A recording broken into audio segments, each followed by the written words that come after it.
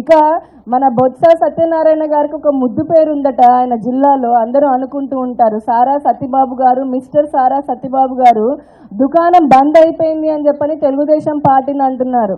అవునయ్యా, ఒకసారి వచ్చి చూస్తే తెలుస్తుంది.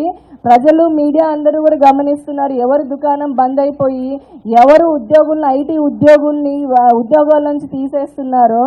దుకాణం బంద్ అయ్యేది బంద్ చేసుకొని కాంట్రాక్ట్ అయిపోయిన తర్వాత మళ్ళీ లోటస్ పాండ్కో లేకపోతే మీరు మీ జిల్లాలకు వెళ్ళేది అది మీ వైసీపీ పార్టీ. తెలుగుదేశం పార్టీ పెట్టిన ఇన్ని సంవత్సరాల్లో కూడా ప్రజల పక్షానే ఉంటూనే ఉన్నాము. మీలాగా అధికారంలో రావడం కోసం అని చెప్పని అడ్డదారుని తొక్కే చరిత్ర తెలుగుదేశం పార్టీకి లేదు, రాదు. అలాంటి అవసరం కూడా ఎప్పుడూ ఉండదు. ఎందుకంటే ప్రజలే దేవుళ్ళు అని చెప్పని నమ్మే, తూచా తప్పకుండా నమ్మేది తెలుగుదేశం పార్టీ అని ప్రజలందరికీ తెలుసు. మీ దుకాణం కూడా బంద్ అయ్యే రోజు దగ్గరలోనే ఉందని బొత్స గారు కూడా తెలుసుకుంటే బాగుంటుంది వైసీపీ నేతలందరూ. వార్తావాణి న్యూస్ ఛానల్ ఎప్పటికప్పుడు రాజకీయ, సినీ విశేషాలు, స్పోర్ట్స్ మరియు సాంకేతిక పరమైన మరెన్నో విషయాలను మన ముందుకు తెస్తుంది. మరింత సమాచారం కొరకు వార్తావాణి న్యూస్ ఛానల్ ని సబ్స్క్రైబ్ చేయండి.